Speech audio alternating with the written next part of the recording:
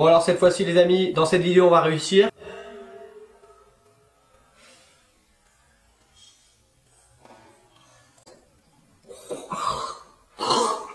J'ai failli m'étrangler, ne faites surtout pas ça, c'est pas bien du tout.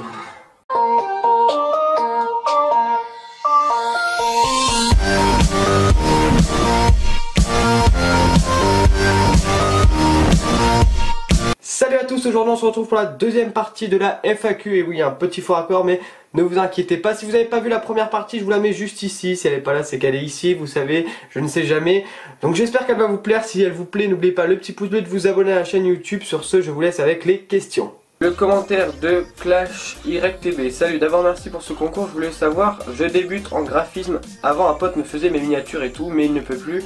Quel logiciel utilises-tu pour tes miniatures et as-tu quelques conseils à me donner car je débute vraiment, je n'y connais pas grand chose. Bah alors là ce que je peux te dire, moi j'utilise Photoshop en fait, mais il est craqué donc c'est pas un... Je pense que tu peux trouver, je te montrerai le lien de Photoshop si tu veux l'acheter, mais sinon tu regardes sur YouTube, il y a plein de tutos pour le craquer tout ça.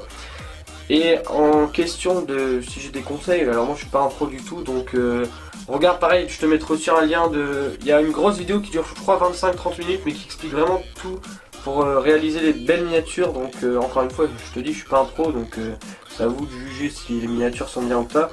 Mais voilà, j'espère que... mais ouais, le mieux si tu le fais par toi-même c'est bien aussi parce que comme ça vient vraiment de toi. Donc je te dis, tu regardes des vidéos, je vous mets toutes les informations dans la description de toute façon, donc voilà. J'adore les tours de magie, ils sont super. À quand le prochain court-métrage? Et ben du coup, comme je l'ai dit juste avant, je vais essayer de vous le sortir pour... je pense à la rentrée parce qu'en été, il n'y aura pas trop de gens qui vont regarder les vidéos. Même moi, je vais tourner des vidéos d'avance, mais ça sera des vidéos... des petits tours de magie ou quoi, histoire de dire je poste des vidéos, mais ça sera pas des grosses vidéos. Les grosses vidéos vont vraiment arriver là juste au mois de juin, et après ce sera à la rentrée, donc je pense pour la rentrée, enfin j'espère. On a une question de XGamer YTB qui nous dit: aimes-tu l'univers Disney? Super le concours. Alors ouais, j'aime bien Disney, mais après je suis pas un plus grand fan que ça. Ça dépend les personnages, tout ça, mais pour les figurines, des fois j'aime bien, parce qu'il y a des figurines qui sont assez stylées, donc comme je connais un peu, mais sinon pas plus que ça, je suis pas un plus grand fan que ça. Alors on a une autre question, combien de box as-tu déjà ouvert? Toutes box confondues, Food Geek. Alors j'ai jamais ouvert de box food, mais je vais peut-être en faire une dans pas longtemps pour tester, voir. J'ai vu qu'il y avait des box japonaises, là ça a l'air d'être marrant. Sinon des box j'en ai ouvert plusieurs, dont pas mal que vous n'avez pas vu en vidéo, parce qu'en fait j'ai tourné les vidéos, mais c'était encore les vieilles vidéos où j'étais très lent, où il se passait pas grand chose et tout. Genre l'unboxing il mettait 20 minutes alors que mes derniers unboxings si vous regardez ils durent à peu près 6-7 minutes. Donc là vraiment je mettais 3 heures entre chaque produit, tout ça, donc peut-être je vous ferai une compilation de tous les unboxings que je vous ai pas fait en vidéo. Et je les raccourcirai, genre la vidéo durera 5 minutes et vous aurez, il y avait la box Marvel vs DC Comics je crois, il y avait la box horreur dont je vous ai parlé au début de vidéo. Et donc voilà, il y a vraiment plein de box que je vous ai pas montré en vidéo mais que j'avais pris plaisir à ouvrir. Donc je dirais, parce que du coup j'ai pas répondu à ta question, 5-6 box je pense, parce qu'il y avait 4-5 e-tech box et une autre box je crois. Alors, je suis tes vidéos depuis pas mal de temps, elles sont super, chaque vidéo, hein, donc je vais lire la question. Quel est ton matériel vidéo, mis à part ton appareil que tu nous avais présenté en vidéo? Bonne chance à tous. Alors, mon appareil du coup c'est le Panasonic Lumix FZ300, je vous mettrai aussi un lien dans la description si vous voulez aller voir. Après en trépied, j'utilise un trépied Joby, je sais plus comment ça s'appelle, GorillaPod ou je sais pas quoi, un truc comme ça, mais je vous mets aussi le lien en description. Et le micro, c'est un micro le Rode Vidéo Micro, je crois, il vous a 45-50 euros. C'est un petit micro assez cool pour commencer, pour faire de la prise de son. Il prend le son en face, hein, il prend pas autour, donc comme c'est ce que j'ai besoin, ça m'arrange plutôt. Et après j'ai aussi deux softbox que j'avais eu gratuitement, je les ai vus par quelqu'un que je connais, donc bah, c'était assez cool, en plus elles sont pas mal, elles me servent toujours. Donc voilà, j'espère que j'ai pu répondre à ta question. Alors une question de Léo Magie qui dit: comment trouves-tu ton inspiration pour des vidéos? Alors des fois j'en ai pas du tout, et du coup ça me saoule un peu, mais quand c'est ça j'essaye de faire une petite compilation de plusieurs tours de magie ou une routine de magie pour vous présenter quand même quelque chose. Mais c'est vrai qu'il y a des fois où je me dis tiens cette vidéo ça va être vraiment cool à sortir, et des fois où je me dis ah celle-là ça va pas être terrible, et donc du coup j'essaye de l'améliorer et tout, et donc finalement à la fin ça rend quand même un truc pas mal, enfin j'en suis plutôt content. Mais sinon ça dépend, par exemple là j'ai 4-5 idées de vidéos que je vais vous sortir dans les semaines à venir.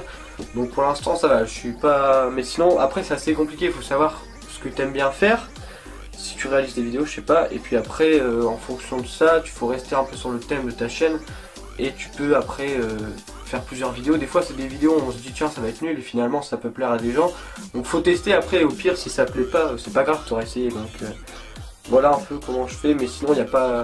Des fois l'idée elle vient comme ça, donc ce qu'il faut c'est toujours que je note sur un papier parce que des fois après on peut oublier les idées ou quoi. Donc si tu as vraiment l'idée, il faut tout de suite la noter.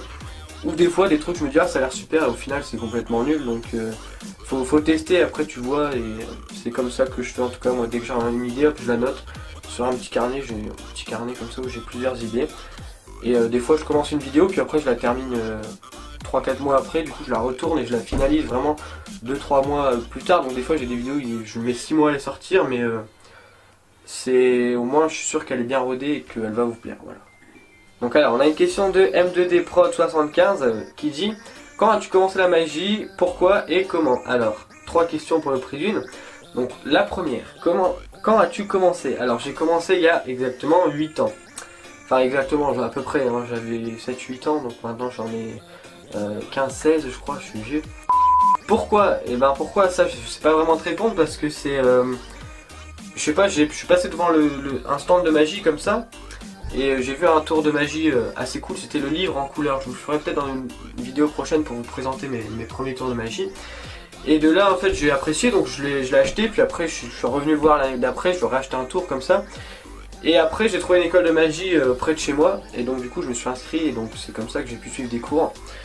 Et donc ouais, la dernière c'était comment? Bah du coup c'était en m'inscrivant à l'école de magie, j'ai pu... apprendre entouré de professeurs. Donc c'est vrai que c'est mieux parce qu'il y a beaucoup de vidéos sur internet, mais le problème des vidéos sur internet, parce qu'il y en a souvent qui me disent aussi ah, comment t'apprends la magie, tout ça, ils me disent ouais moi je regarde des vidéos, mais en fait le problème avec les vidéos c'est que si vous faites le mouvement mal, parce que des fois le mec qui explique très mal, des fois il y en a des qui expliquent bien aussi, je vous mettrai aussi dans la description des bonnes chaînes qui expliquent des bons trucs, mais le problème c'est que si vous faites le mouvement mal et que vous l'apprenez mal, et après vous allez le garder mal tout le temps parce que vous l'aurez mal appris, par exemple si vous placez mal votre doigt et tout. Alors que si vous faites des vidéos, enfin si vous faites des cours avec des profs, et ben ils peuvent vous dire tiens t'as mal mis ça, ou t'as mal fait ça, ou ça faudrait le refaire comme ça. Et donc ce qui fait que ça permet de progresser, tandis que je vous dis si vous apprenez mal la technique vous l'aurez mal toute votre vie, donc ça sera un peu compliqué pour la suite de vos tours de magie. Ouais, j'espère que j'ai bien répondu à ta question.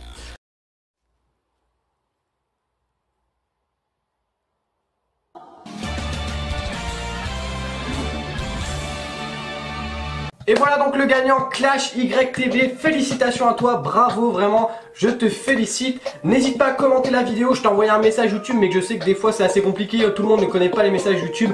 Donc n'hésite pas à commenter la vidéo et je te contacterai sur un de tes réseaux sociaux pour t'envoyer la carte Netflix. Voilà, félicitations encore une fois à toi.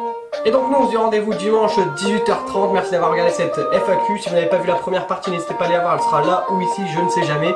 Et nous on se dit rendez-vous dimanche 18h30, ciao.